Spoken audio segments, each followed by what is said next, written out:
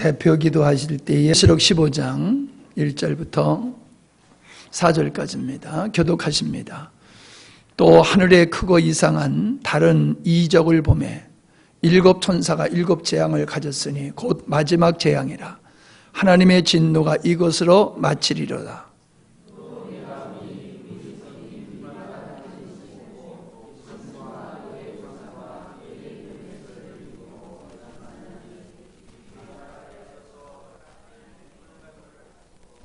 하나님의 종 모세의 노래 어린 양의 노래를 불러 이르되 주 하나님 곧 전능하신 이시여 하시는 일이 크고 놀라우시도다. 만국의 왕이시여 주의 길이 의롭고 참되도시다. 주여 누가 주의 이름을 두려워하지 아니하며 영어롭게 하지 아니하오니까 오직 주만 거룩하시니이다. 주의 의로우신 일이 나타나매 만국이 와서 주께 경배하리라 하더라. 아멘. 지난 시간에 우리는 하나님의 심판이 이루어지게 되어짐을 우리가 살펴보았습니다. 이제 15장에 들어가면서 16장의 일곱 재앙을 예비하는 그러한 말씀이 기록되어 있음을 보게 되어집니다. 그런데 여기 보게 되어지면은 하나님을 경배하는 자들이 등장하게 되어지는 것을 이제 보게 됩니다. 일곱 천사가 일곱 재앙을 가지고 서게 되는데 그 마지막 재앙이다라고 말씀을 하고 있습니다. 마지막 재앙이라고 그러니까 앞에서 말한 인심판, 나팔심판이 첫 번째이고 두 번째이고 이제 대접심판이 마지막 심판이다, 마지막 재앙이다, 그렇게 이해하면 곤란합니다. 같은 사건을 다른 관점에서 보고 그것을 기록한 것이기 때문에 내용은 동일한 것이라고 하는 것을 계속 말씀을 드렸습니다. 이제 마지막 재앙이라고 하는 것은 이 사도 요한이 본 환상 중에 마지막이라는 겁니다. 사도 바울이 본 그 심판에 관한 환상을 보았는데 그 환상이 마지막 환상이다, 그런 뜻입니다. 재앙의 크기나 그 재앙에 미치는 범위까지도 요한계시록에서는 점진적인 기법을 동원해서 기록하고 있음을 보게 됩니다. 그래서 인심판에서는 4분의 1이 없어지고 그 다음에 심판은 3분의 1, 그리고 이 대접심판에 있어서는 모든 것이 없어지어지는 그런 재앙을 보게 되어집니다. 그래서 하나님의 같은 심판이지만은 그 심판이 더 점진적으로 갈수록 더 커지고 깊어지고 넓어지는 것을 우리에게 보여줌으로써 하나님의 심판은 반드시 이루어진다라고 하는 겁니다. 전에도 제가 말씀을 드렸습니다마는 하나님의 심판을 아무리 얘기해도 사람들이 겁을 먹지 않습니다. 두려워하지 않습니다. 왜 그러냐 하면은 나는 그 심판과 상관이 없기 때문이다 라는 믿음이 아니라 심판을 관념적으로 생각하기 때문에 그런 것입니다. 내가 받지 않는 심판이라 할지라도 내 사랑하는 주변의 사람들이 예수님을 믿지 아니함으로 받게 될 심판을 바라볼 때에 비록 내가 심판을 받지 않는다 할지라도 그 심판은 우리를 충분히 두렵게 하고 그 심판이 우리로 하여금 열심히 있는 믿음의 생활과 전도를 할 수 있는 동기가 되어 있습니다. 여러분, 계속 제가 강조하는 이유가 하나님의 말씀이 없어서 우리가 말씀대로 안 사는 게 아닙니다. 하나님의 말씀대로 살지 않는 것은 하나님의 말씀이 내게 실제가 되지 않기 때문에 그렇습니다. 하나님의 말씀이 선포된 말씀이 기록된 말씀이 내게 믿음화되어서 실제가 되지 아니하니까는 그냥 관념적으로 그 말씀을 받다 보니까는 그 경고의 말씀, 반드시 이루어질 심판에 대한 말씀을 읽어도 그렇게 우리는 두려워하지 않는다는 겁니다. 잊지도 않을 수 있는 전쟁에 대해서는 두려워하고 마음속에 근심 걱정을 하면서 반드시 있게 되어질 이 세상 새 하늘과 옛 하늘과 옛 땅은 없어지고 이 땅에 거하는 모든 자들이 영원한 하나님을 믿지 않는 자들이 심판에 이를 것은 자명한데도 불구하고 그 자명한 사실에 대해서는 우리는 조금도 두려움이 없다는 거예요. 그저 교리적으로만 생각을 하지 그것이 반드시 속히 우리 앞에 이루어질 것이기 때문에 그 시기가 오기 전에 그 영혼들을 한 영혼이라도 구원하고자 하는 열망이 우리에게 있느냐는 거예요. 좀 미안한 얘기지만은 내가 광고를 조금 전에 부탁을 하기도 했지만은 여러분들의 마음속에 성탄절에 영혼들을 데리고 와서 예수님의 성탄이 무엇인가를 그들에게 가르쳐주고 전도하고자 하는 열망이 없는 것 같아요. 기도할 때 곤 빼놨잖아. 다른 건 하면서. 예. 많이 하다 보니까 잊어버릴 수도 있겠지만은 아예 생각이 없어서 안 할 수도 있다는 거예요. 정말로 우리가 우리 앞에 당면한 급박한 그 문제를 가지고 기도할 일들은 하지 아니하고 먼 곳에만 놓고 아주 포괄적인 기도만 한단 말이에요. 포괄적인 기도는 기도가 아니에요. 내가 책임질 수 없는 기도는 그건 기도가 아니에요. 우리는 어떤 기도를 하든지 나에게 책임감이 있는 기도를 해야지 그 기도가 실제지, 그저 나는 상관없이 그냥 의무적으로서만 하는 기도는 그거는 그냥 기도의 그저 주문에 비례죠. 주문과 같을 뿐이지 실질적인 내 마음속에서 우러나는 기도는 아닐 수가 있다는 것이에요. 그래서 지난 시간과 오늘 앞에서 말씀하고 있는 마지막 재앙이라고 하는 이 하나님의 엄연한 재앙, 하나님의 진노를 피할 수 없는 이 재앙을 놓고서 우리들은 정말로 우리들의 믿음의 생활이 두려움으로 믿음의 생활을 할 수 있는가, 그런 생각을 우리는 다시 한번 해봐야 됩니다. 정말로 예수님의 심판을, 마지막 심판을 우리는 실제로 믿고 있는가, 그거를 우리는 확인하고 가야 될 것 같습니다. 2절에 보면은 유리바다가 나옵니다. 유리바다. 그래서 사람들이 천국은 유리바다로 딱 되어 있다, 그렇게 생각을 합니다. 황금길로 되어 있고 유리바다로 되어 있어서 아주 샹들리같이 천국은 그냥 반짝반짝하고 아주 아름다운 것이다, 이렇게들 생각을 합니다. 마치 자기가 경험할 수 있는 최고의 아름다운 건물, 화려한 그 장식을 생각하면서 천국은 마치 그럴 것이다, 이렇게들 사람들이 생각을 합니다. 분명히 천국은 시간적이고 물론 영원한 것이죠.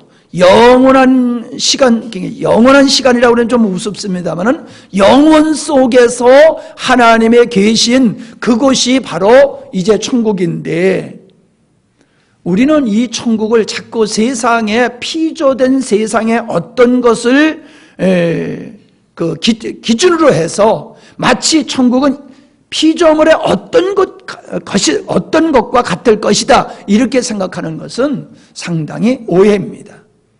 우리는 천국이라고 하는 것은 환경으로 이해하기 전에 주님과 우리와의 관계 속에서 이루어지는 의와 평강과 희락이라고 하는 것을 여러분이 더 먼저 인식을 할 수 있기를 바랍니다.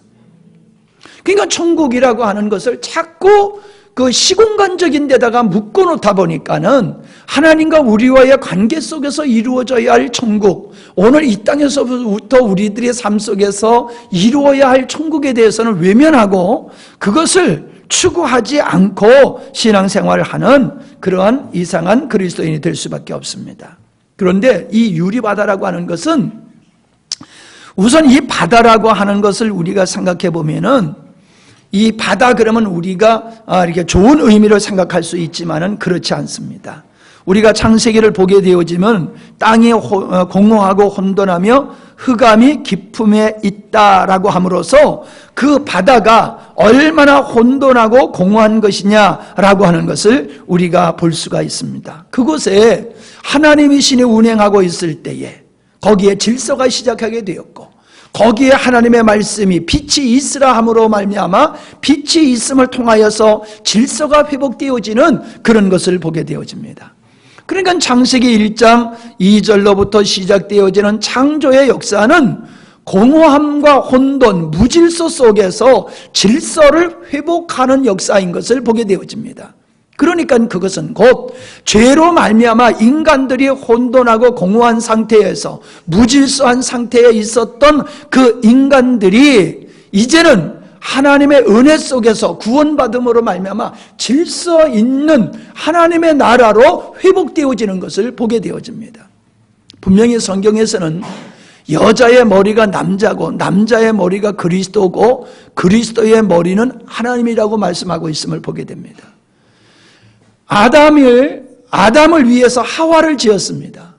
아담은 하나님의 영광을 위해서 지음을 받았습니다. 그런데 범죄함으로 말미암아 어떻게 됩니까? 범죄함으로 말미암아 여자가 남자를 다스리는 존재로 바뀌어져 버리고 말았습니다. 그 성경에서 말씀하고 있는 여자는 남자에게 뭐라 그러지? 그 말씀이 얼른 정확한 말씀이 얼른 생각이 안 나는데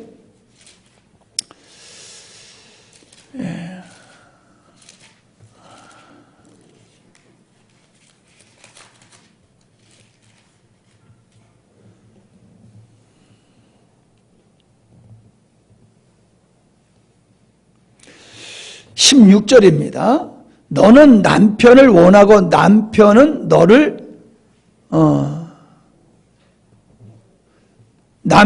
너를 다스릴 것이라 하시고 그다음에 여기서 얘기하고 있는 이 다스린다 하면서 이 구절이 아닌 것 같은데 내가 성경을 바꿔가지고 나오니까는 내가 지금 혼돈이 되는데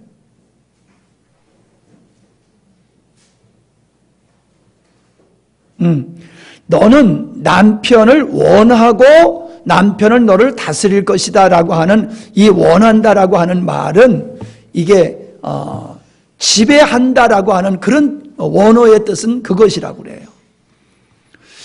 그래서 이 여자가 남편을 지배하는 이런 구조로 바뀌어지는 것이 바로 타락의 결과라는 거죠. 타락의 결과. 요즘 우리의 삶을 보면은요, 여성 상위 시대라 이래가지고 여자들이 하나님의 창조의 그 질서를 어기고 남자들을 이렇게 가장으로서 머리로서 존중하는 것이 없어요. 이것이 타락의 결과라고 하는 것을 성경에서 말씀하고 있거든요. 마찬가지지요. 남자들은 남자의 머리이신 하나님을 존중하지를 않지요. 이게 타락의 결과로 말미암아 질서가 깨어지는 것을 우리에게 보여주고 있는 것이지요. 이렇게 범죄로 말미암아 질서가 깨어진 상태가 바로 혼돈의 바다, 공허의 바다라. 그리고 우리가 13장에서 보면은 짐승이 바다에서 올라오게 되어지는 것을 보게 되어집니다. 그러므로 요한계시록에서 예고하고 말씀하고 있는 이 바다라고 하는 것은 그 저주의 바다를 우리에게 의미하고 있습니다. 그런데 그 저주의 바다가 이제는 어떤 바다로 바뀌었냐면 유리 바다로 바뀌어졌다라고 말씀을 하고 있음을 보게 되지요. 유리 바다로 바뀌어졌다. 이것은 창조를 통하여서 창조 사건 속에 예수 그리스도로 말미암아 망가진 세상을 새롭게, 망가진 영혼을 새롭게 할 것에 대한 그림과 같이 지금 유리 바다라고 하는 것은 예수 그리스도를 통하여서 이 질서가 회복되어지는 하나님의 나라가 재창조되어지는 것을 말씀해주고 있는 것이다 라고 하는 겁니다. 그래서 이 유리바다라고 하는 것은 우리에게 영광스러운 것임을 보여주고 있습니다. 그런데 이 유리바다는 유리바다인데 뭐가 섞였다고 얘기를 하냐면 불이 섞인 유리바다라고 말합니다. 불이 섞인 유리바다 같은 것이 있고, 그러니까 불이라고 하는 것은 뭐를 의미합니까? 심판이지요. 그 심판이 곧 부어져서 심판에 쏟아붓게 되어지는 그러한 상황을 지금 말씀하고 있음을 보게 되어집니다. 그러니까 유리바다라고 하는 것은 새 창조, 재창조를 얘기하면서 그 속에 불이 쏟아질 걸, 심판이 있을 걸 얘기하는 것은 재창조된 하나님의 백성들에게 심판이 온다는 것이 아니라 이 땅에 예수 그리스도께서 이 땅에 오실 때까지 이미 이 땅에는 구원받은 재창조된 하나님의 백성들이 있다는 거지요.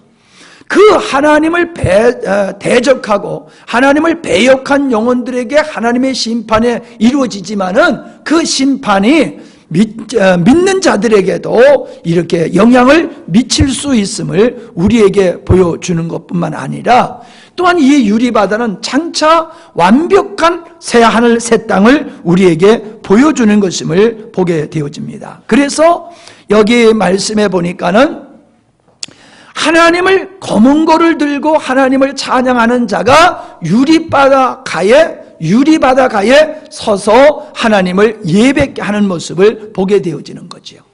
그러니까 이 땅에서의 구원받은 하나님의 백성들 뿐만 아니라 장차 완벽하게 완성될 하나님의 나라, 그 나라에서 하나님을 예배하는 광경을 지금 요한이 보고 있는 것입니다. 자, 재밌는 것은 뭡니까? 검은 고를 들고 하나님을 찬양하는 무리들이 어떤 무리들입니까? 그들은 하나님의 재앙과 상관없는 자들임을 볼 수가 있습니다. 2절을 보면은 짐승과 그의 우상과 그의 이름의 수를 이기고 벗어난 자들이 바로 유리바다가에 서서 하나님을 검은 고를 들고 찬양하고 있는 모습을 보게 되어집니다. 그러니까 여기서 마지막 재앙과 상관없는 자들이 지금 하나님을 예배하고 있는 거예요. 근데 그 마지막 재앙과 상관없는 자들이 어떤 자들이냐? 뭐라고 그랬어요?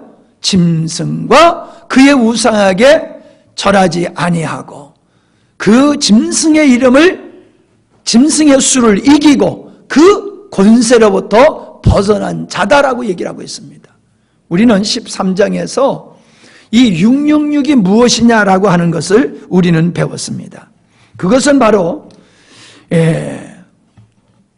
16절로 18절의 말씀인데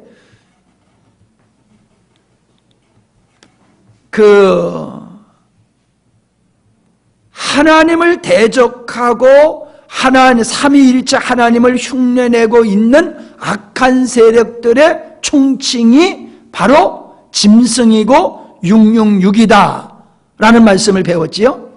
그래서 이들은 세상의 사조에 굴복하지 않고 세상의 풍조를 쫓아 살지 아니하며 믿음을 끝까지 지킨 자들이 666 짐승의 표를 받지 않는 자다라고 하는 것을 우리가 지난 시간에 배웠습니다. 그러니까 구원받은 하나님의 백성들이 누구냐라고 하는 것을 여기서 우리에게 분명히 말씀해주고 있는 것이지요.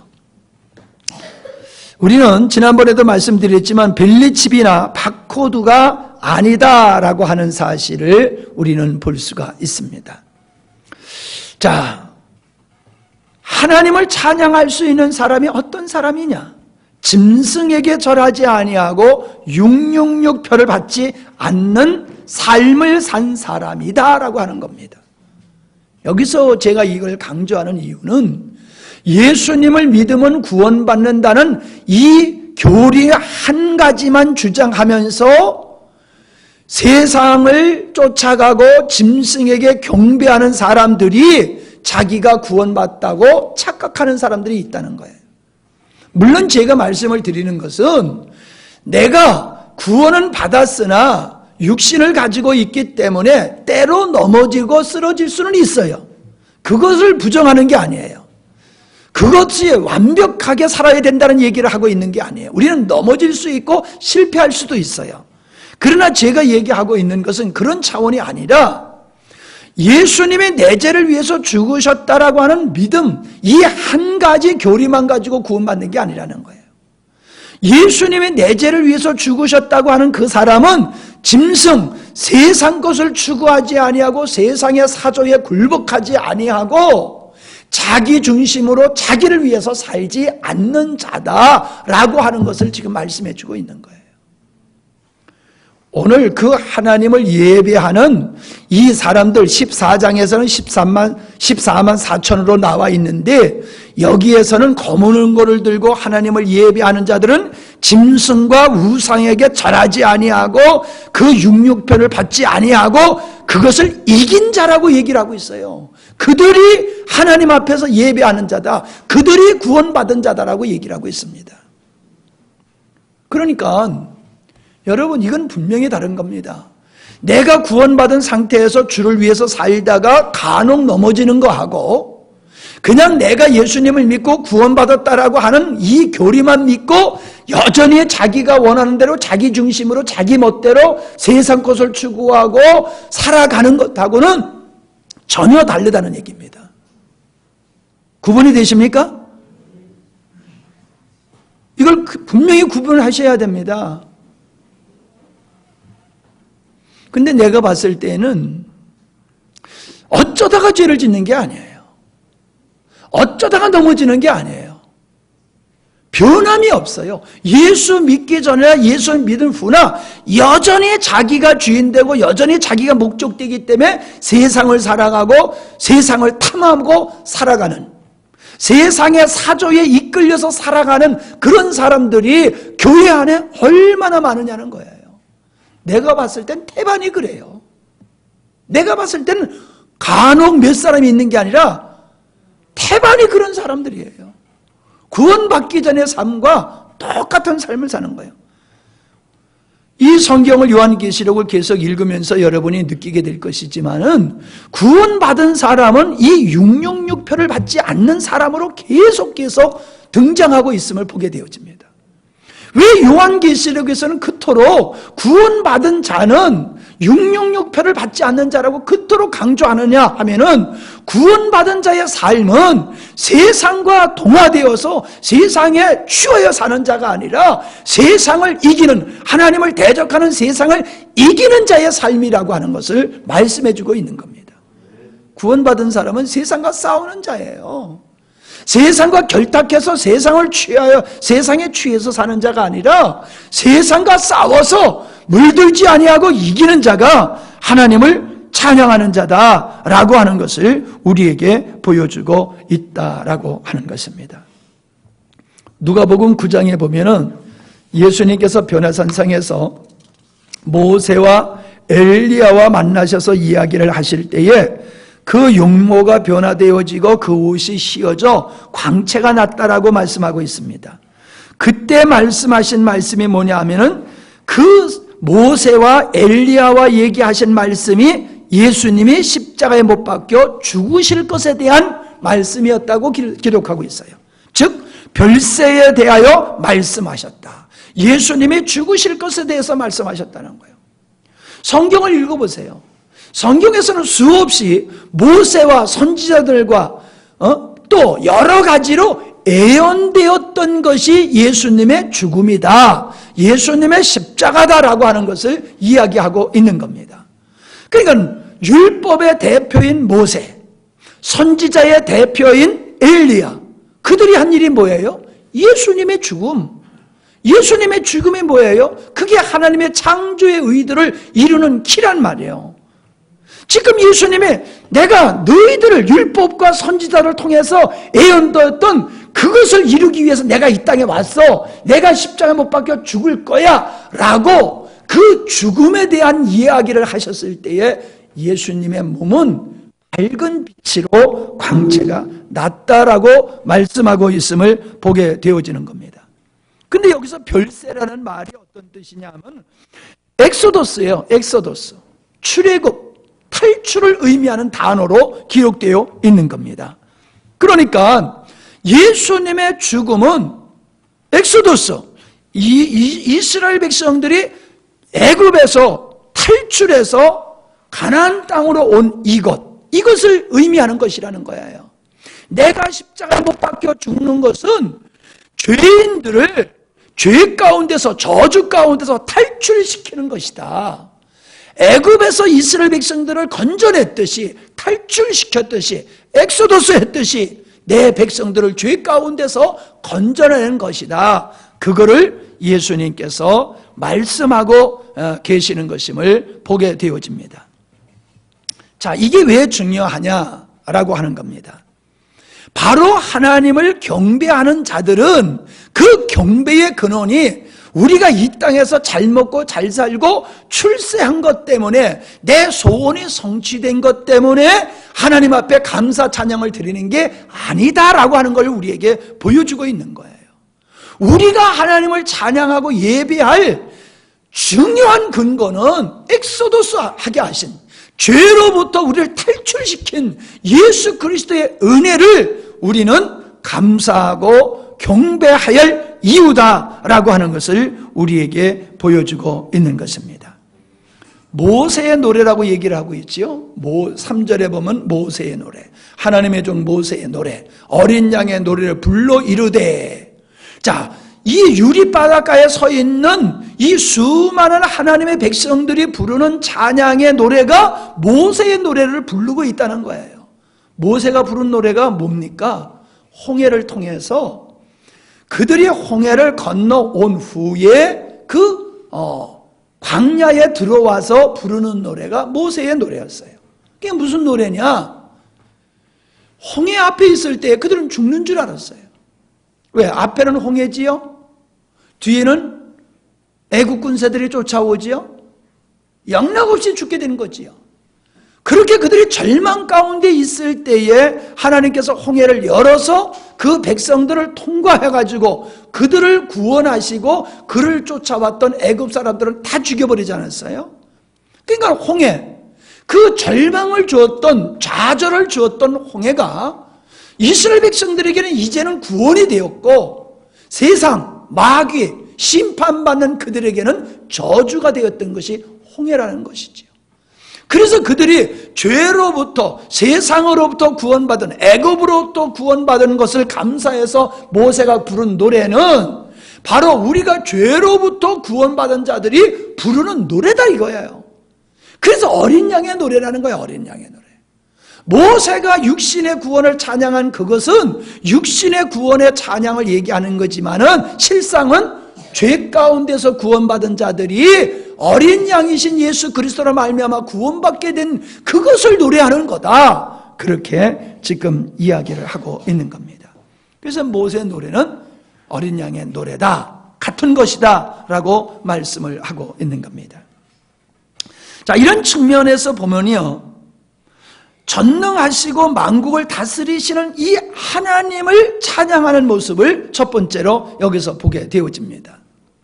노래를 불러 이르되 주 하나님 곧 전능하신 이시여 하시는 일이 크고 놀라우시도다. 만국의 왕이시여 주의 길이 의롭고 참되도다.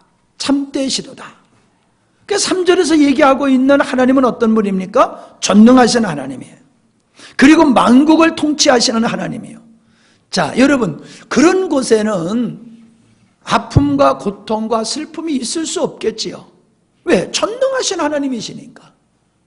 그리고 그분이 통치하시는 곳이니까 거긴 부조리가 없을 거예요. 불합리한 것이 없을 거예요. 억울하고 슬프고 고통스러운 이런 일이 없을 거예요. 그것이 전능하신 하나님의 다스리는 나라란 말이에요. 그런데 여러분, 실질적으로 우리가 살아가는 삶 속에는 그렇습니까? 그렇지 않잖아요. 왜 하나님의 백성들인데 그 하나님의 백성들, 구원하신 하나님의 백성들이 왜 고난을 겪어야 되느냐 말이에요.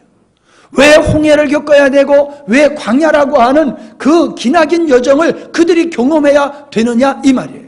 전능하신 하나님이신데 말씀으로서는 독수리가 업어서 나르듯이 그렇게 날랐다고 하는 그들이 이스라엘 백성들의 삶은 얼마나 고달프고 얼마나 힘든 삶이었더냐라고 하는 것을 우리가 알게 되지 않습니까? 어떻게 보면 전능하신 하나님의 다스리는 그 모습과는 전혀 다른 모습을 이스라엘 백성들이 광야에서 겪었고, 우리도 오늘날 우리는 전능하신 하나님이 우리를 다스린다는 고백을 하지만은 우리 삶 속에는 이런 고통이 끊이질 않고 있다는 거지요. 우리는 오해 속에서 하나님의 의도를 캐치하지 못하는 이유가 많습니다. 성경을 우리 관점에서 보기 때문에 전능하신 하나님이 하시는 일은 항상 우리에게 그저 아름답고 부드럽고 편안함, 그저 우리가 원하는 소원대로 성취되어지는 그런 식으로 하나님이 하시는 것이 전능하신 하나님이 하시는 일이다, 이렇게 우리는 오해를 하고 있습니다. 그러나 그렇지 않습니다. 성경에서 보면은 하나님은 하나님 스스로를 위해서 존재하시고 하나님이 하시는 일은 하나님의 영광을 위해서, 하나님의 뜻하신 바를 위해서 하시는 분이지 우리를 위해서 하시는 게 아니에요. 우리를 위해서 무엇인가 하신다라고 하는 그것조차도 사실은 하나님을 위해서 하는 것임을 우리는 알게 되어집니다.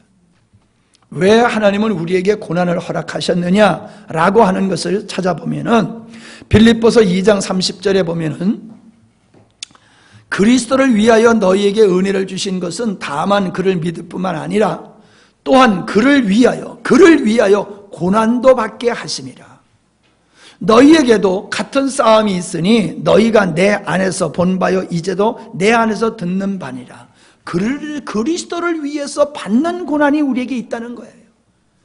그래서 예수님은 당신의 이름으로 하나님의 백성들이 이 땅에서 억울한 일을 당하고 핍박을 받을 것을 말씀해 주고 계시지 않았어요? 디모데후서 1장 8절에 보면요, 그러므로 내가 우리 주의 증거와 또는 주를 위하여 갇힌 자 된 나를 부끄러워 말고 오직 하나님의 능력을 쫓아 복음과 함께 고난을 받으라.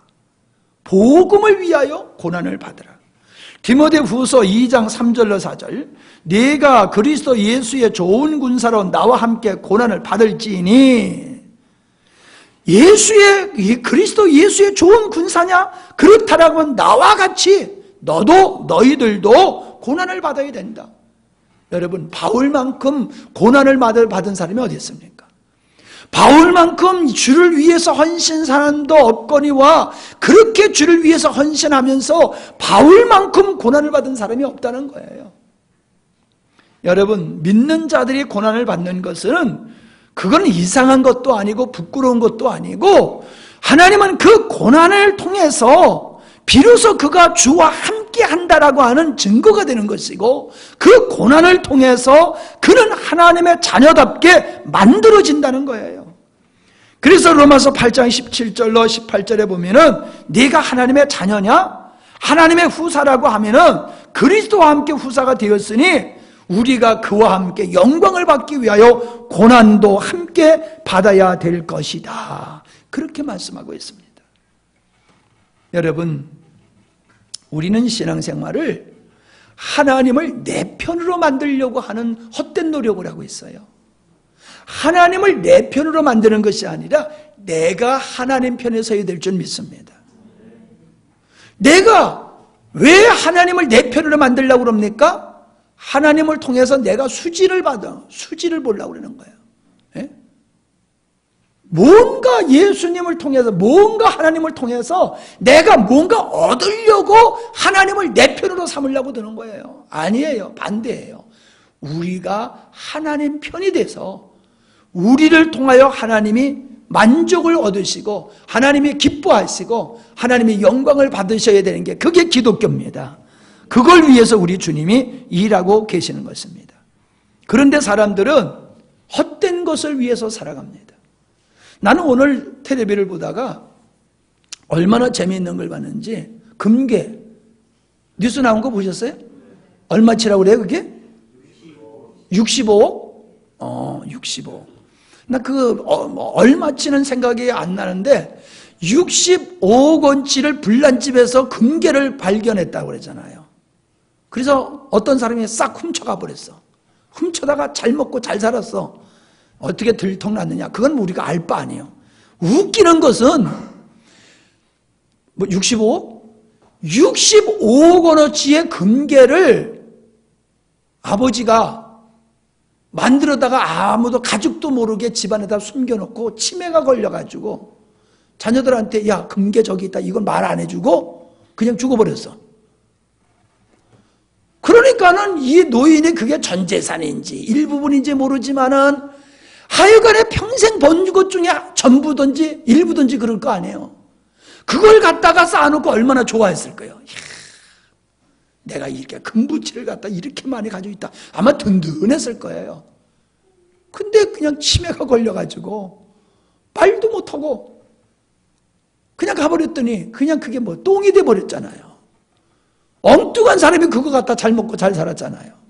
비록 그 사람이 도둑질을 한 거지만은 난 그거를 가만히 읽으면서요, 들으면서요, 참 인생에 저렇게 헛되게 사는구나, 저렇게 어리석게 사는구나. 내가 벌어놓으면 내가 다 쓸 줄 알고 그리고 내 자녀들에게 다 줄 것 같은데 치매 한 방 빵 와버리니까는 완전히 다 날아가 버리더라는 거예요. 내가 또 누구한테 들었는데 그 자기 친구가 얼마나 공부를 잘했는지 30살이 되기 전에 이 전문 30살이 된가 하여간에 젊어서 전문의 자격을 몇 개를 가졌대요. 의사들에 대보면 그냥 하나 정도 갔잖아요. 뭐 내과, 외과 뭐 여러 가지 있잖아요. 근데 이 사람은 몇 개를 가졌대요, 자격증을. 미국에 가가지고 얼마나 병원에 잘 돼가지고 이 사람이 돈을 엄청나게 벌었는데 차를 타고 가는데 어떤 차가 와서 뒤에 와서 한번 쿵 받았대요. 쾅 받은 것도 아니고 쿵 받았대요. 근데 쿵 받았는데 고개를 까딱 한번 하고는 기억상실증이 온 거예요. 그러니까 어떻게 되겠어요? 자격증 써먹을 수 있어요? 기억상실증이 와가지고 내가 누군지도 모르는데 뭐 의사 노릇을 해요? 완전히 거지된 거지요. 물론 돈이 있으니까 거지 생활을 안 했겠지만 그 인생이 완전히 죽쓰는 거 아니에요 이제? 뭐 살아야 그게 무슨 삶이겠어요? 여러분 뭘 믿을 겁니까? 내가 갖다 놓은 돈 그게 무슨 의미가 있으며 내가 가지고 있는 지혜와 지식, 능력, 자격증 그게 무슨 의미가 있습니까? 어느 날 한번 쿵 하면 그냥 휙 날아갈 수가 있는 거예요. 인간들은 그렇게 헛된 것을 위해서 허상을 위해서 사람들은 그렇게 살고 있다는 겁니다. 사람은 출세의 인생을 걸고 살아갑니다. 내가 하고 싶은 것을 하는 것이 아니라 주님이 시키는 것을 잘하면서 살아가는 것이 여러분 축복이고 행복임을 믿으시기를 바랍니다. 우리가 계속 자주 말씀을 드리는 겁니다만 좋은 얘기 때문에 계속 드리는 겁니다. 젊은 목사님들이 한경지 목사님한테 가서 어떻게 해야지 목회를 잘할 수 있습니까? 하고 물어봤더니 예수나 잘 믿으세요. 그랬다고 그랬지요? 여러분 예수를 잘 믿는 것과 목회하는 것과 무슨 상관이 있나 여러분 그렇게 생각이 들지 않습니까? 그런데 성경에 보면요 요한복음 6장에 보면요 하나님의 일은 하나님이 보내신 그 아들 예수 그리스도를 믿는 것이다 그렇게 말씀하고 있어요. 하나님의 일이 뭐냐? 봉사 많이 하는 거로 생각한단 말이에요. 봉사 많이 하는 거, 헌신 많이 하는 거, 헌금 많이 하는 것이 하나님의 일이라고 생각해요. 근데 예수님은 그렇게 말씀하지 않았어요. 하나님이 보낸 자, 나 예수를 잘 믿는 거, 하나님을 잘 믿는 게 하나님의 일이야. 그렇게 얘기를 하셔요. 여러분 이해가 안 되지요? 이해가 안 되는 게 맞는 거예요. 근데 나는 오늘 이 말씀을 이제 오늘 거 하고 다음 주 거까지 열심히 말씀을 연구하다 보니까 하루 종일 말씀을 읽고 책을 읽고 연구하다 보니까 오늘 하루 종일 그냥 책상에 앉아 있었어요. 얼마나 재미있는지 몰라요. 하나님의 일, 그건 하나님을 잘 믿는 것이다 라고 하는 것이 뭐냐? 여러분 우리가 하나님을 잘 믿으면 어떤 사람이 되겠어요? 예수님 닮은 사람이 되겠죠. 그죠? 하나님 잘 믿으면 하나님과 예수님 닮은 사람이 되는 거예요. 그러면 예수님 잘 믿는 사람이 있으면 주변의 사람이 어떻게 돼요? 그 사람을 보고 예수님을 믿게 되는 거예요. 그 사람을 보고 과연 너의 하나님은 계시다. 느부갓네살의 다니엘을 통해서 네가 믿는 하나님이 진짜 하나님이다 그랬잖아요. 요셉을 보고서 네가 믿는 하나님이 진짜 하나님이다 그랬잖아요. 진짜 하나님을 잘 믿으니까 그를 통하여 주변의 사람들이 하나님을 인정하게 되더라는 거예요. 여러분, 우리 주위에 그런 얘기들이 있잖아요. 예수님을 잘 믿으니까, 야, 나도 예수 믿겠다. 누가 그렇더라고요. 내가 얼마 전에 들은 얘기인데, 교회를 아들, 며느리, 손주들까지 다 교회를 가는데, 그렇게 교회 가는데 할머니, 할아버지만 집에 그냥 계시는 거야. 교회를 가고 싶은데 가자는 얘기를 안 해가지고 그냥 이 할머니, 할아버지가 교회를 가고 싶은데 가자는 말을 안 해가지고 애를 쓰고 있는데 어느 날 드디어 손주가 교회 가자고 그러대. 할아버지도 교회 갈래고 그래서 그냥 얼른 그냥 일어나가지고 갔대요. 목사님하고 상담하면서 목사님한테 그러시대요. 저들끼리만 교회를 다닌다고. 저들끼리만 교회 다니는데 오늘 우리 손자가 교회 가자고 해서 내가 버떡 왔다고. 그런 말씀을 하시더래요. 내가 어떤 목사님한테 들은 얘기인데 누군지 생각이 안 나네요.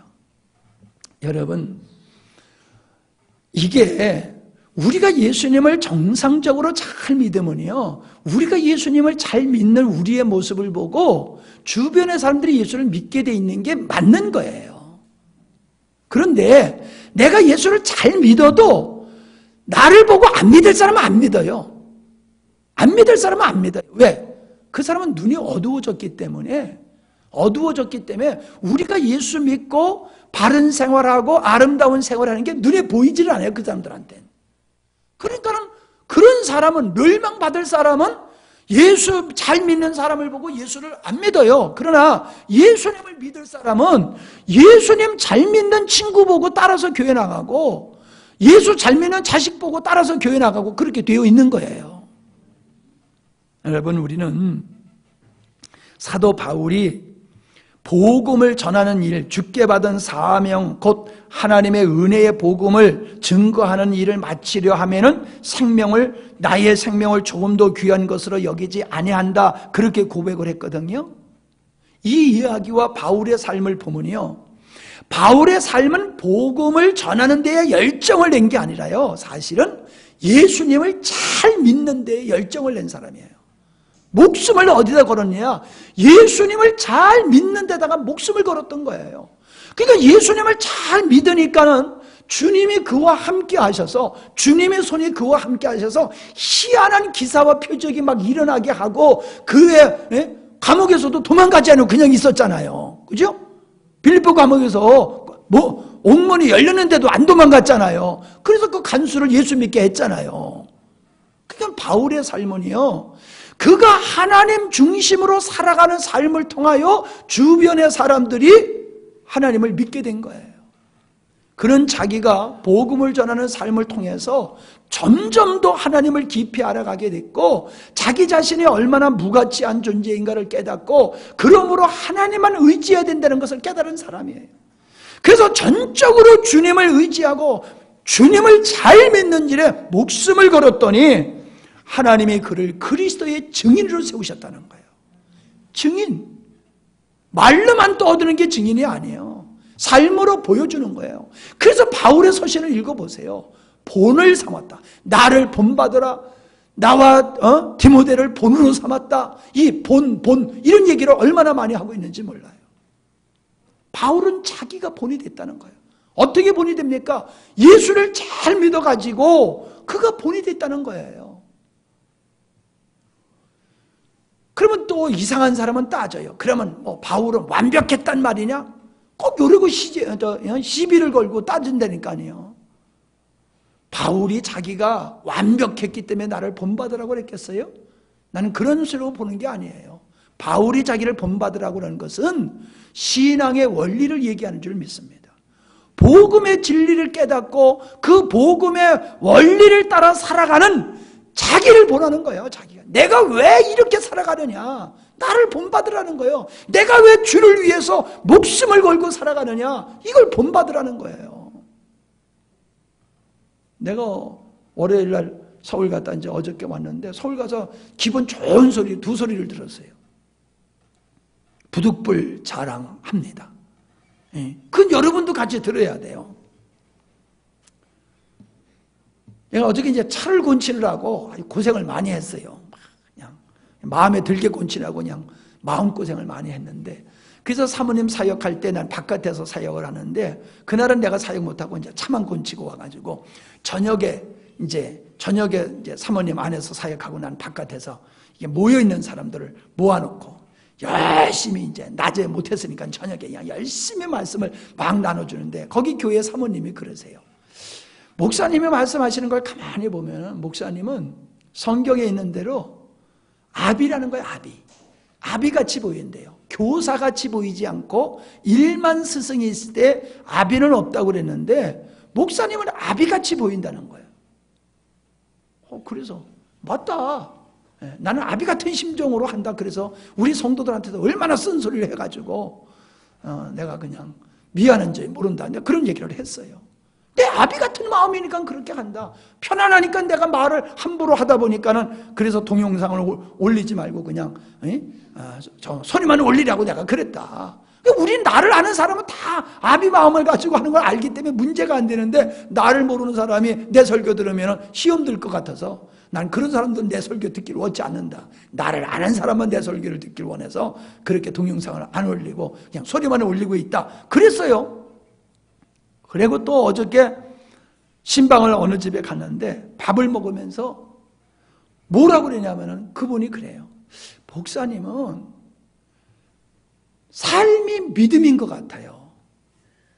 목사님이 하는 그 삶이 목사님의 말씀하고 있는 믿음 같아요. 그러는 거예요. 할렐루야잖아요. 그런 소리를 들어야 되는 거예요. 비록 내가 그렇지는 수준이 거기까지 안 갔어도 그래도 그렇게 보이니까 그런 얘기를 하는 거 아니에요. 완벽하진 내가 못하지만. 그래서 내가 또 아멘 했어요.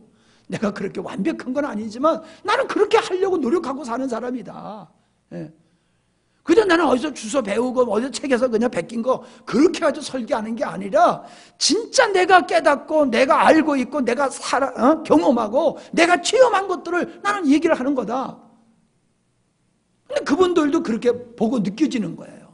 목사님은 어디서 이렇게 들은 거를 이렇게 퍼다가 날르는 게 아니라 그냥 당신이 살고 있는 그 성경의 이야기, 말씀의 이야기를 한다. 그래서 목사님의 말씀과 삶은 그냥 삶이 믿음이고 믿음이 삶이다. 이렇게 보인다고 얘기하더라고요. 기분이 좋았어요. 그런 얘기 가끔 해주면 목사도 신이 나는 거예요. 가만히 또 목사님 교만할까 봐 그냥 가만히 있지 말고 그런 얘기를 해줘도 내가 박사라고 집사고 뭐라고 안 그런단 말이야. 꼭 나만 시켜요. 그런 소리만 하려고 그러고. 응?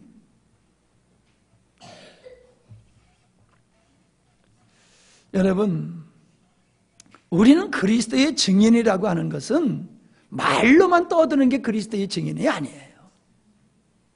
내가 알고 있는 말씀이 내 믿음이 되어지고 그게 나의 삶이 되어져야지 증인이 되는 거예요.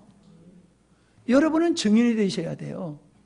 가정에서 그리스도의 증인, 직장에서 그리스도의 증인. 지난번에 그랬잖아요. 김한식 집사. 오늘 저녁에 두뇌가 다 빠졌네. 어쩐냐요. 그렇잖아요. 기훈이가 이게 아버지다운 거지? 그거 얼마나 멋진 얘기예요. 이게 집사님다운 거지? 이것이 영광스러운 게 성도다운 거지? 이것이 하나님의 백성다운 거지요? 라고 우리 자녀들이 말할 수 있는 삶을 우리들이 살아가야 돼요. 아멘? 말로만 하는 거 가지고 되는 게 아니에요. 오늘 말씀을 여기까지만 하겠는데요. 유리바닷가에서 하나님을 찬양하는 사람들은 세상과 세상의 덧없음을 배운 사람들입니다. 그렇기 때문에 그 사람들은 세상 것에 연연하지 아니하고 오직 주님께 속하여 참 주님만 바라보고 사는 사람들이라는 거예요. 여러분, 이렇게 얘기하면 여러분은 계속 부담을 갖는 것 같아요. 주님을 위해서 살아라, 주님만을 위해서 살아라 그러면요 여러분은 굉장히 부담을 갖는 것 같아요. 여기 계신 분은 좀 낫고 여기 안 계신 분들이 더 부담을 느끼는 것 같아요. 근데 여러분, 정말 지혜로운 사람이면 좀 생각을 해보십시오. 아담이 하나님의 말씀대로 하나님을 위해서 살았을 때가 손해봤습니까? 자기를 챙겼을 때가 손해를 봤습니까? 내가 질문을 어렵게 했나? 아담이 선악과를 따먹기 전에 행복했습니까? 선악과를 따먹은 후가 행복했습니까? 어떻게 가봤어요? 확실하지요? 그러니까 선악과를 따먹기 전에 아담은 오직 하나님을 위해서 살았던 삶이에요. 오직 하나님을 위해서 살았어. 자, 오직 하나님만을 위해서 살았을 때에 아담은 모든 것을 정복하고 다스릴 수 있었지요. 그 다스리고 정복했다는 증거가 뭐예요? 짐승의 이름을 다 져줬다는 거예요. 이름은 그 짐승의 속성이 다 담겨져 있는 이름을 짓는 거예요. 예? 코끼리를 갖다 발길이 그리지 않잖아. 예? 코가 기니까 코끼리 그랬지, 끼리는 왜 붙였는지 모르겠어. 하여간에 코가 기니까 코끼리 그랬지 발길이 그리지 않았잖아. 맹꽁이가 맹꽁맹꽁 그러니까 맹꽁이라고 그러잖아. 하여간에 이름에는 그 동물의 어떤 건물에 어떤 길에 그 어떤 내용이 있는 거예요. 원리가 그 안에 들어있는 거예요. 그러니까 아담이 봤을 때 짐승들이 지나갈 때마다 그 짐승들의 이름을 각각 다 줬다라고 하는 것은 아담이 짐승들을 지배하고 다스리고 있었다는 증거예요. 그 짐승이 가다가 그리고 왔을까요? 사자가 가다가 째려보고 아담을 딱 째려보고 까불지만 내가 그냥 한 입에 그냥 그러면서 갔을까요? 이사야서에 보세요. 사자하고 아이들이 같이 논다고 그랬잖아요. 뱀의 구멍에다 아이들이 손을 집고 놀아도 물지 않는다고 그랬잖아요. 그게 뭐예요? 하나님 나라의 회복을 얘기하는 거잖아요. 그게 뭐예요? 에덴 동산의 모습이란 말이에요. 에덴 동산에서 아담이 하나님만을 위해서 살았을 때는 모든 자연과 동물들을 아담은 정복하고 다스리고 살 수 있었어요. 그걸 우리식으로 얘기하면 누리고 살았다는 거예요. 누리고 살았다는 거야. 동물을 무서워 안 해야 한단 말이에요. 동물을. 함양에서 240kg짜리 멧돼지를 잡았더구만. 240kg라면 우리 몇 사람 한 대 갖다 뭉쳐놔야 돼. 와, 그런 멧돼지가 잡았더라고. 그거 참, 야, 누가 잡았는지 그 짐승같이 보지 않고 정말 뭐 호랑이를 보는 기분이었을 것 같아. 240kg라고 그러면 엄청난 큰 거거든요. 그 큰 놈이 막 달려들 때 얼마나 놀랬을까 하는 생각도 하고, 그걸 잡아놓고 얼마나 희열에 있었을까 하는 생각도 들고 그러더라고요. 여러분, 성경에 보면요, 인간이 타락한 후에 짐승 때문에 고생을 했잖아요. 그래서 니므롯이 어떤 사람이라? 특이한 사냥꾼이다. 인간이 범죄했을 때에 짐승은 사람한테 달려든 거예요. 정복할 수가 없어요. 다스릴 수가 없어요. 짐승한테 잡혀먹는 이런 신세가 되어버렸어요, 인간이. 그게 뭐예요? 하나님을 위해서 살지 않고 자기를 위해서 살게 되어지니까 정복하고 다스리는 걸 상실해버렸어요. 여러분, 우리가 주를 위해서 살면요, 뭔가 빼앗긴다는 생각은 사단의 거짓말이에요.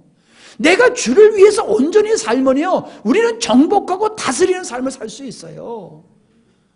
더 많은 걸 누리고 살 수 있어요. 더 많은 걸 즐기며 살 수 있어요. 근데 사단은 우리의 마음속에 하나님을 위해서 살면은 그냥 손해보는 줄 알아요. 손해보는 건 있어요. 뭐예요? 마음대로 죄 못 짓는 거. 마음대로 죄 못 짓는 건 손해야. 그건 손해 분명히. 그러나 진짜 주님만을 위해서 살면요, 우리가 이 세상에서도요, 더 잘 먹고 잘 살고 잘 입고 잘 살 수 있어요. 그걸 목적으로 삼지 말라고 그러는 거지, 주를 위해서 사는 사람들은 뭐 가난하게 살아야 된다, 그게 아니라고 제가 누누이 말씀드리지요. 예?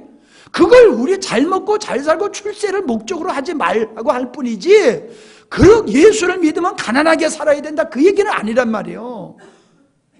아멘? 근데 마귀는요, 우리의 생각이 자꾸 그런 마음을 갖다 줘요. 주를 위해서 살면 손해본다. 주를 위해서 말씀대로 살면 손해본다. 손해본다. 우리 교회야 뭐 다 11조 하는 사람이니까 할 말이 없지만은 11조 안 하는 사람들 많아요. 그럼 생각해 보세요. 11조 하면 망할 것 같아서 11조 못 하잖아요. 11조 하면 망할 것 같아가지고 못 하잖아요. 그러면 11조 해서 망할 것 같으면 11조 한 사람들은 다 망해야 되잖아요. 그죠? 근데 어떤 멍청한 놈이 망하는데 계속 11조 하는 사람이 어디 있겠어요? 여러분, 우리가 11조 하면 망할 것 같아도요, 희한하게 안 망해요. 희한하게 안 망해요. 하나님께서요, 주님을 향하여 믿음대로 순종하며 살아가면요, 하나님이 그 나라와 그 나라의 의를 구하면 다 책임져 주세요. 그런데 우리는 그걸 못 믿어. 하나님 말씀대로 살면은 돈도 빼앗기고 세상의 모든 걸 다 빼앗기고 인생이 정말로 지질이 궁상같이 살아야 되고 아주 재미없이 살 것 같이 그렇게 우리를 세뇌시켜가지고 말씀대로 못 살게 만드는 거예요. 수요일날 캄캄한 추운 밤, 눈 내리는 그 밤에 교회 오기가 얼마나 힘드니까 죽을 것 같지요. 그러니까 못 오잖아요. 지난 금요일 박사라 집사 왜 안 왔냐고 물어보니까 겁나가지고 못 왔다고 그러더구만. 이렇게 침을 한 번 탁 놔야줘야지 이제는요. 절대로 안 빠지지. 그게 우리예요. 박사라 집사만 그래요? 여러분, 우리 그런 생각 안 들 때 없어요? 있어요? 얼마나 그런 생각 많아요. 사실 순진해가지고 얘기 다 했지. 우리는 고백 안 해서 그렇지 다 그런 경험이 있잖아요. 가기 싫어가지고 이 핑계 저 핑계 대고 그리고 집에서 뒹굴뒹굴하고 논 적이 얼마나 많습니까? 박 집사만 그래요. 다 그렇지요. 그게 사단의 전략이에요. 말씀대로 살면은 망할 것 같아요. 하여튼 나는요, 목사님도 그래요. 어느 날 그냥 아주 힘들고 죽겠어 아주 그냥 금요일 저녁 이거 왜 금요일 저녁을 이거 만들어 놔가지고 이 고생을 하나 그런 생각이 들 때가 있어요. 그러면서 사모님한테 여보 나 너무너무 피곤하니까 나 못 나갈 테니까 당신이 좀 알아서 좀 어떻게 해줘 이러고 싶어요. 근데 그럴 수가 있어요? 억지로 나오는 거예요. 억지로 그냥 제일 그냥 속으로 이러면서 나온다니까. 그런데 그런 날은 은혜가 더 돼. 희한하게 하여튼 그런 날은 은혜가 더 되는 거예요. 그냥 쏟아져. 그러니까 하여튼 여러분, 교회 나가기가 아주 진짜 싫을 때는 여러분이 축복받을 기회인 줄 믿으세요. 그거 이기고 나가기만 하면 그냥 하나님께서 대박을 터뜨리실 날을 믿고 힘들고 어렵다고 그냥 퍼지지 말고 나오세요. 어저께도 이번 서울 집회도 눈이 그냥 얼마나 많이 왔어요. 한 10cm는 온 것 같아. 서울은 더 많이 왔겠지 그래가지고 갈까나 말까나. 그래서 서울 전화 받았더니 서울은 괜찮대야. 그래가지고 여기서부터 눈을 쓸고 내려갔잖아요. 그것도 그냥 눈곱만 띄는 식으로 길만 이렇게 해가지고 이제 하고 내려가려고 차를 끌고 내려오니까 이게 얼어버렸네. 그 길이 그냥. 그래서 차를 세워놓고 빗자루로 또 다 쓸고 그리고 그냥 완전히 그냥 기어 내려가서 그냥 배로 내려가듯이 그냥 가만히 이거 또 어디에 쳐박으면 어떡이야 그냥. 그래서 갔더니요, 서울 사역이 얼마나 아름답고 은혜를 끼치고 정말로 마음 뿌듯한 마음으로 내려오게 됐어요. 힘들지만은 그걸 극복하고 나갔을 때에 하나님의 역사가 있는데 힘들다고 나 힘들어 이렇게 포기해버리면요, 하나님의 나를 통하여 하려고 하는 역사가 중단돼 버리는 거예요. 오늘 말씀과 상관없이 그냥 뒤에 그냥 꼬리로 괜히 여러 가지 말씀을 하는데, 그러나 이게 그냥 헛된 얘기가 아니에요. 여러분, 주를 위해서 사는 건 손해가 아닙니다. 그게 여러분이 잘 되는 길입니다. 그게 축복받는 길입니다. 복 받기 위해서 딴짓하지 마세요. 그냥 예수 잘 믿으면은 그냥 복은 옵니다. 요거 이제 말씀을 오늘은 이만큼 하고 다음 시간에 또 이어서 말씀을 전하도록 하겠습니다. 기도합니다.